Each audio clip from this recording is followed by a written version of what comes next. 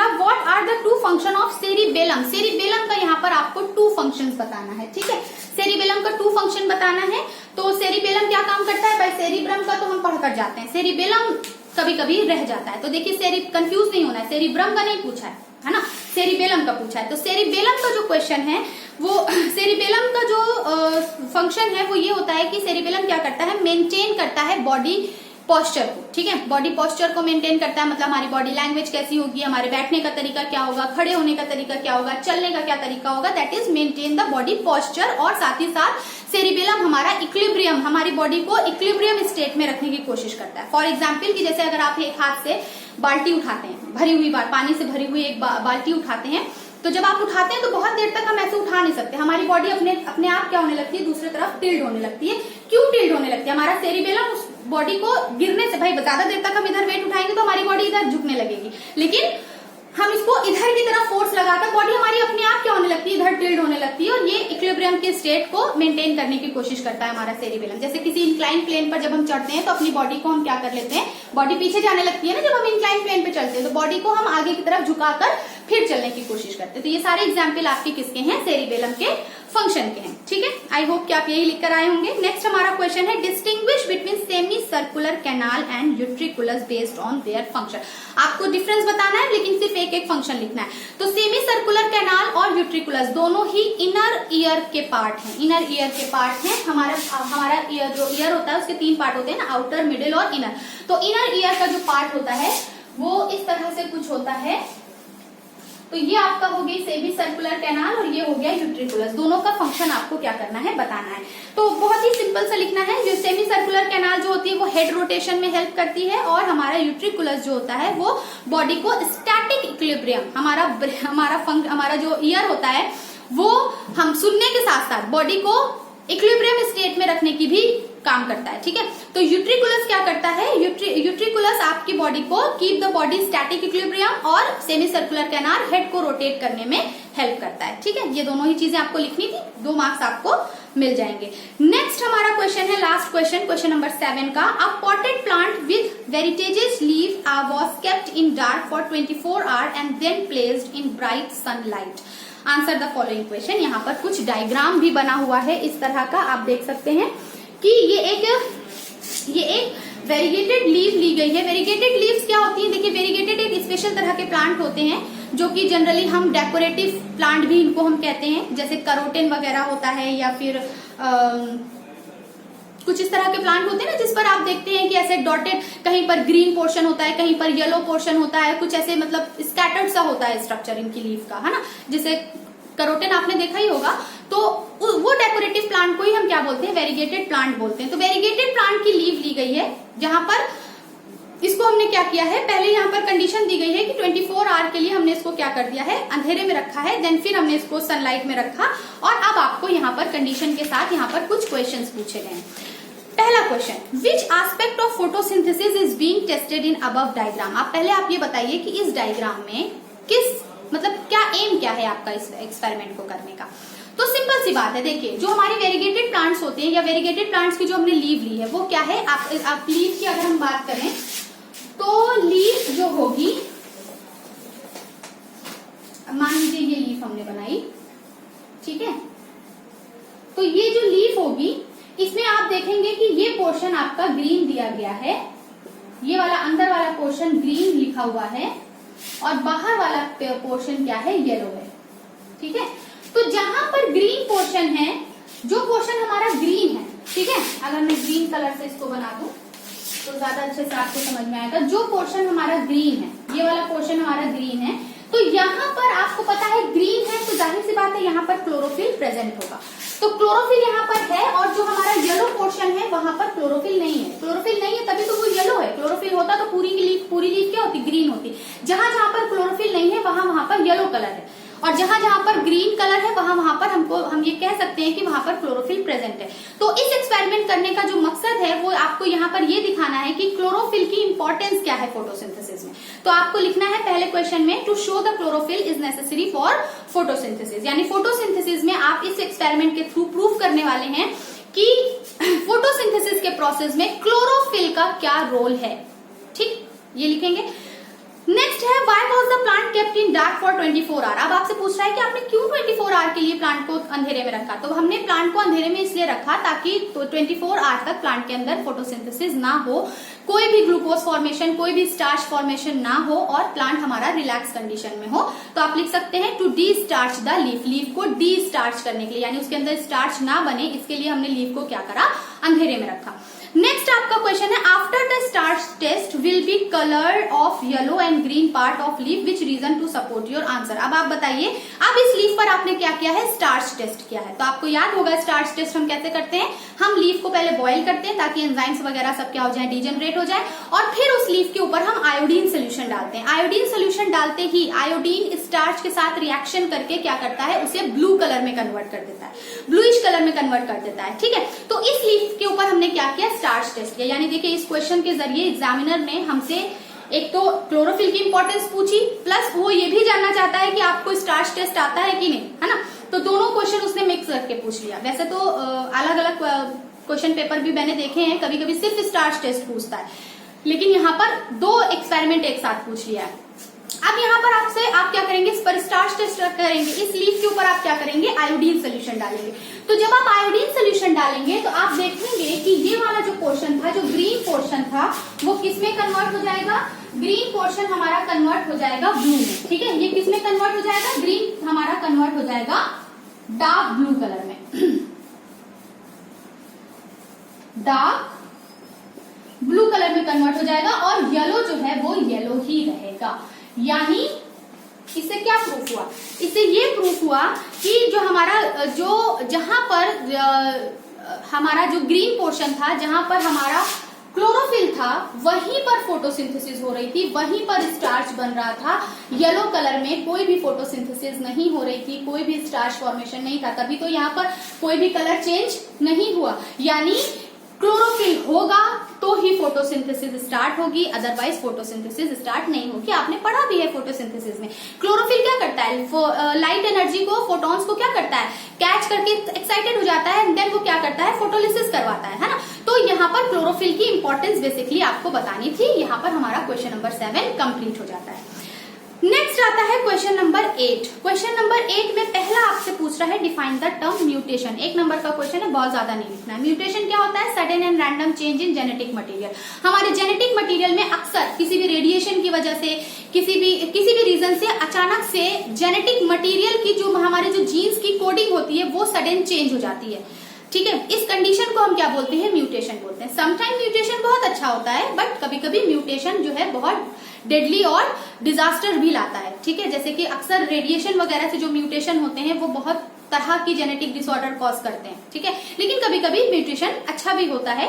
Mutation से हम बहुत सारी डिसीजेस के जो जेनेटिक डिसऑर्डर है उनको हम चेंज भी करते हैं। ठीक है, तो बहुत ज्यादा नहीं लिखना है आपको 2 ही 3 लाइन में अपने आंसर को फिनिश करना है, क्योंकि 1 नंबर का क्वेश्चन है, बहुत ज्यादा भी लिखे हुए तो 1 नंबर से ज्यादा तो नहीं मिलना। ठीक है, नेक्स्ट हमारा जो क्वेश्चन है वो मेरा फेवरेट है, वो सच में मेरा फेवरेट है, क्योंकि जेनेटिक्स का ये वाला क्वेश्चन सॉल्व करने में बहुत मजा आता है। नेक्स्ट हमारा क्वेश्चन है a pure breed red flower variety of pea plant are. ये रेड प्लांट है, रेड है, ठीक है, क्या है, आर। इसको हम क्रॉस करा रहे हैं with the pure breeding with white flower variety of pea plant. P plant के ही व्हाइट फ्लावर के साथ हम क्या कर रहे हैं, इसको क्रॉस करा रहे हैं। अब आपको यहाँ पर क्या बताना है, ये कंडीशन दे दी गई है। अब आपसे पूछ रहा है draw the Punnett square to find out the phenotype and genotype ratio of progeny belongs to the F2 generation. F1 F2 दोनों, भाई F1 नहीं निकालेंगे तो F2 कैसे निकालेंगे। तो यहाँ पर आपको पुनेट स्क्वायर बोर्ड बनाकर F2 जनरेशन की प्रोजेनी बतानी है, आपको फिनोटाइप जीनोटाइप दोनों बताना है। ठीक है, तो चलिए बनाकर देखते हैं। सबसे पहले हम F1 बनाएंगे। ठीक है, F1 बनाते हैं, इन दोनों को हम क्या करा रहे हैं, क्रॉस करा रहे हैं। तो पुनेट स्क्वायर बोर्ड बनाते हैं, कैसे बनाते हैं, बना लिया। यहाँ पर हमने लिखा R, ये वाला, ठीक है, फिर हमने लिखा स्मॉल r। ठीक है, अब आप क्रॉस कराइए, ये दोनों क्रॉस होंगे तो कैपिटल R स्मॉल r, ये दोनों क्रॉस होंगे कैपिटल R स्मॉल r, ये दोनों क्रॉस होंगे कैपिटल R स्मॉल r, ये दोनों क्रॉस होंगे कैपिटल R स्मॉल r। तो F1 जनरेशन में हमको सभी क्या मिलते हैं, हाइब्रिड मिलते हैं। ठीक, सभी हमको क्या मिलते हैं, हाइब्रिड मिलते हैं, लेकिन हमको बताना किसका है, F2 का। तो अब हम F2 की पुनेट स्क्वायर बोर्ड हम इन्हीं हाइब्रिड का इन्हीं का क्रॉस इन्हीं के साथ कराते हैं।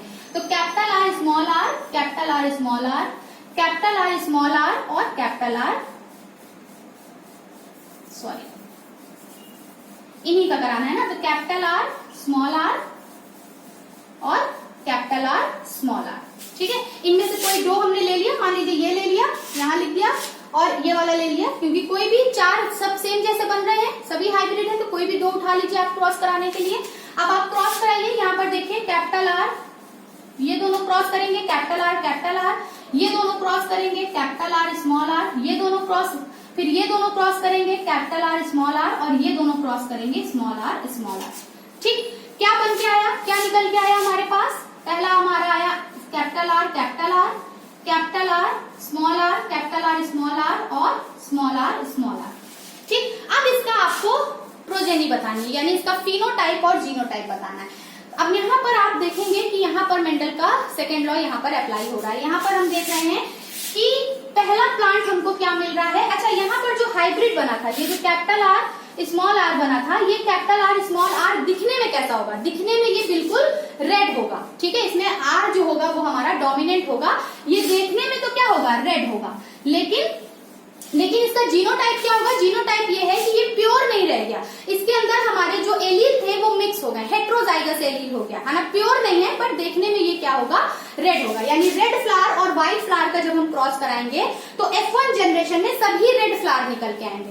लेकिन जब F1 जनरेशन का क्रॉस हम F1 जनरेशन के साथ ही कराएंगे F2 जनरेशन के लिए, तो यहाँ पर ऐसा नहीं होगा। यहाँ पर क्या होगा कि पहला फ्लावर तो आपको मिलेगा प्योर रेड, ये दोनों आपको हाइब्रिड रेड मिलेंगे, हाइब्रिड रेड मिलेंगे। ये प्योर रेड है, इसके अंदर कोई मिलावट नहीं है, इसके अंदर थोड़ा मिलावट हो गई है, बट ये क्या है? अभी भी रेड ही दिखाई देगा। और स्मॉल आर क्या है? ये प्योर व्हाइट है, ये आपका प्योर क्या है? व्हाइट है। ठीक, अब हमें क्या बताना है? अब हमें बताना है इसका जीनोटाइप और फिनोटाइप, ठीक है। तो जीनोटाइप और फिनोटाइप हम देखें। अब देखिए फिनोटाइप क्या होता है? फिनोटाइप और जीनोटाइप। फिनोटाइप का मतलब होता है देखने में ये कैसे होंगे। देखने में ये रेड है, ये व्हाइट है ना। तो रेड कितने दिख रहे हैं? ये 1 2 3, तो फिनोटाइप क्या होगा? 3:2, और एक हमको व्हाइट दिख रहा है 3:1। यानी देखने में फिनोटाइप यानी फिजिकल अपीयरेंस जो है वो आपका 3 आपको रेड दिख रहे हैं। ये तो प्योर है रेड है, ये हाइब्रिड रेड है, तो देखने में 3 हमें क्या दिख रहे हैं? रेड दिख रहे हैं, लेकिन एक हमें व्हाइट दिख रहा है। तो फिनोटाइप क्या होगा हमारा? 3:1। लेकिन अगर हम इसका जीनोटाइप देखें, इसका जेनेटिक मेकअप देखें, तो ये एक हमारा प्योर रेड है, एक प्योर रेड है, दो हमारे हाइब्रिड रेड है, दो हमारे क्या है? हाइब्रिड रेड है, और एक हमारा क्या है? प्योर व्हाइट है। तो हमारा फिनोटाइप क्या हो जाएगा? 1:2:1। ये रेशियो यहां तक अगर आपने अपना क्वेश्चन को सॉल्व किया है तो आपको यू विल गेट 2 मार्क्स, ठीक है। देखने में आपको बड़ा लग रहा होगा, बट ऐसा कुछ नहीं है। आप F1 जनरेशन को स्किप भी कर सकते हैं, आप डायरेक्टली F2 जनरेशन भी बना सकते हैं, ठीक है। नेक्स्ट हमारा क्वेश्चन है, leaves of certain plant roll up on a hot sunny day. Hot sunny day में यानी गर्मी में, धूप में अक्सर लीव्स क्या हो जाती है? अपने आप को रोल अप कर लेती हैं। तो सिंपल सी बात है, रोल अप ये भी एक तरह का अडेप्टेशन है। रोल क्यों कर लेती है? ताकि स्टोमेटा क्या हो जाए? छिप जाए, और ट्रांसपिरेशन जो है वो ना हो, या ट्रांसपिरेशन ना हो, या आप कह सकते हैं कम, ठीक है। तो आप लिख सकते हैं टू रिड्यूस द ट्रांसपिरेशन, हमारी लीव्स जो होती हैं वो क्या हो जाती हैं? रोल अप हो जाती हैं। नेक्स्ट हमारा क्वेश्चन है, क्वेश्चन 8 का 4, what is the semi permeable membrane. Semi permeable क्या मेम्ब्रेन क्या होती है? सिंपल सा क्वेश्चन है। सेमी परमेबल मेम्ब्रेन को हम सिलेक्टिव परमेबल मेम्ब्रेन भी कहते हैं। ये मेम्ब्रेन क्या करती हैं? That allow the certain molecule और ions to pass through by diffusion. Diffusion के प्रोसेस में क्या होता है कि सेमी परमेबल मेम्ब्रेन कुछ ही पर्टिकुलर मॉलिक्यूल्स या आयंस को अपने में से पास होने देती है। ऐसी मेम्ब्रेन को हम सेमी परमेबल मेम्ब्रेन या सेलेक्टिव परमेबल मेम्ब्रेन कहते हैं। नेक्स्ट क्वेश्चन भी है, मतलब इसका एक दूसरा पार्ट भी है, name the semi permeable membrane present in plant cell. Plant cell के अंदर सेमी परमेबल मेम्ब्रेन को क्या कहते हैं? तो सिंपल सी बात है भाई, प्लाज्मा मेम्ब्रेन जो है वही हमारी सेमी परमेबल मेम्ब्रेन है, वही अलाउ करती है मॉलिक्यूल्स और आयंस को अंदर बाहर जाने के लिए, ठीक है। तो आप लिखेंगे इसमें प्लाज्मा मेम्ब्रेन। ठीक है, नेक्स्ट और लास्ट क्वेश्चन है हमारा, ये बड़ा ही सुंदर सा हार्ट का डायग्राम बना हुआ है, करना कुछ नहीं है, एक कंडीशन दी हुई है। The diagram show depict the human heart in one it's phase, एक फेज दी हुई है हार्ट की, ये नॉर्मल हार्ट है लेकिन एक हार्ट में आप देख सकते हैं कि यहाँ पर एरो ऊपर की तरफ है, यानी ब्लड जो है वो वेंट्रिकल से क्या हो रहा है, बाहर ऑरिकल की तरफ जा रहा है। ठीक है, तो यहाँ पर ये एक कंडीशन है, ये कौन सी कंडीशन है ये हमें बताना है। ठीक है, फिर उससे रिलेटेड क्या है क्वेश्चन है, सिंपल सी बात है। देखिए आपने बहुत अच्छे से सिस्टोल डायस्टोल पढ़ा होगा, तो सिस्टोल डायस्टोल पर ही बेस्ड है ये आपका, ये जो कंडीशन है ये आप देख सकते हैं कि एरो हमारी क्या दिखा रही है, ऊपर की तरफ, यानी जो ब्लड हमारा, अब देखिए ब्लड के 4 चैम्बर होते हैं। अब यहाँ पर हमको क्या करना पड़ेगा, थोड़ा सा बना कर भी देखना पड़ेगा। ये हार्ट का है हमारा चैम्बर, ठीक, ये है राइट, इसमें तो फिलहाल लेफ्ट राइट नहीं दिया हुआ है, right auricle, left auricle, right ventricle और लेफ्ट वेंट्रिकल। ठीक, अब यहाँ पर ब्लड जो है जब नीचे आता है, सबसे पहले ब्लड कहाँ आता है, राइट ऑरिकल में आता है, राइट ऑरिकल से कहाँ जाता है, लेफ्ट वेंट्रिकल में जाता है। ठीक है, तो जब अब यहाँ पर हम देख रहे हैं कि दोनों ही वेंट्रिकल से ब्लड हमारा ऊपर की तरफ पुश हो रहा है, तो पहला तो ये कंडीशन जो है वो वेंट्रिकुलर सिस्टोल कंडीशन है। जब हमारा वेंट्रिकल सिस्टोल होता है उस वक्त हमारा आर्ट्रियल या ऑरिकल जो होता है वो डायस्टोल होता है। तो हम दोनों लिख सकते हैं, ये जो कंडीशन है वो वेंट्रिकुलर सिस्टोल या फिर एट्रियल डायस्टोल की कंडीशन है। ठीक है, अब हम देख लेते हैं इसका क्वेश्चन क्या पूछा जा रहा है। क्वेश्चन पूछा जा रहा है which part of heart in the contraction phase. Simple सी बात है, कौन सा पार्ट कॉन्ट्रैक्शन कर रहा है, वेंट्रिकल पार्ट को कॉन्ट्रैक्ट कर रहा है, तो आप सिंपल लिख सकते हैं वेंट्रिकल, या फिर आप वेंट्रिकुलर मसल्स भी लिख सकते हैं। ठीक है, नेक्स्ट आपसे पूछा जा रहा है give a suitable reason to justify your answer. अपने आंसर, जो पहला आंसर आपने दिया है उसको जस्टिफाई करिए, उसका रीजन बताइए। भाई साहब यहाँ पर एक प्रेशर क्रिएट हो रहा है, ठीक है, अंडर द ह्यूज प्रेशर हमारा वेंट्रिकल जो होता है वो ब्लड को क्या करता है, ऊपर की तरफ पुश करता है। ठीक है, ताकि ब्लड जो है वो हमारा क्या हो सके। अब इस प्रेशर में हमारा जो वेंट्रिकल है, जो आप यहाँ पर ध्यान से देखिए, ये जो हमारा प्रेशर, ये जो डायग्राम है, ये वाला जो वेंट्रिकल है, ये हमारा राइट वाला, ये वेंट्रिकल क्या कर रहा है, ब्लड को ऊपर पुश कर रहा है। और कहाँ जा रहा है ये ब्लड, हमारा एट्रिकल पल्मोनरी आर्टरी के थ्रू कहाँ जाएगा, लंग्स में जाएगा। और इधर वाला ब्लड जो है, इधर वाला वेंट्रिकल जो प्रेशर लगाएगा और ब्लड को ऊपर की तरफ पुश करेगा, वो ब्लड हमारा जाएगा एओर्टा में, और एओर्टा के थ्रू ये पूरी बॉडी में क्या हो जाएगा, डिस्ट्रीब्यूट हो जाएगा। ठीक है, तो ये हो गया हमारा रीजन। नेक्स्ट हमारा टॉपिक है, क्वेश्चन है distinguish between systole and diastole. अब ये एकदम सिंपल सा क्वेश्चन है, आपको सिस्टोल डायस्टोल लिखना है। सिस्टोल क्या होता है, सिस्टोल वो कंडीशन होती है जिसमें हार्ट हमारा कॉन्ट्रैक्ट करता है, और वेंट्रिकल डायस्टोल कौन सी कंडीशन होती है, डायस्टोल में हमारा हार्ट क्या होता है, रिलैक्स हो जाता है, रिलैक्सेशन की कंडीशन में आ जाता है, मसल्स सारी इसकी रिलैक्स हो जाती हैं, हार्ट की मसल्स। ठीक है, इसमें क्या होता है, जब हमारा हार्ट कॉन्ट्रैक्ट करता है, सिस्टोल में जब हमारा हार्ट कॉन्ट्रैक्ट करता है तो हमारा एट्रिया जो होता है वो ब्लड को नीचे की तरफ पुश करता है। ठीक है, और जब हमारा डायस्टोल होता है तो डायस्टोल में हमारे हार्ट के चेम्बर में क्या होता है, ब्लड क्या हो जाता है, फिल हो जाता है, रिलैक्स कंडीशन में हो जाता है। तो सिंपल आपको 1-2 पॉइंट लिखने हैं यहाँ पर सिस्टोल डायस्टोल में, और फुल मार्क्स आपको गेन कर लेने हैं। आई होप कि आपको ये वीडियो अच्छी लगी होगी। यहाँ पर आपने मेरे साथ अपने क्वेश्चन पेपर को सॉल्व किया होगा और नोट किया होगा कि हमने कितने मार्क्स यहाँ पर स्कोर किए हैं। अगर आपको वीडियो अच्छी लगी हो तो वीडियो को लाइक करिए, शेयर कर दीजिए अपने दोस्तों के साथ, चैनल को सब्सक्राइब कर लीजिए। मिलते हैं नेक्स्ट वीडियो में, नेक्स्ट इसी तरह किसी इंटरेस्टिंग टॉपिक के साथ। तब तक के लिए थैंक यू।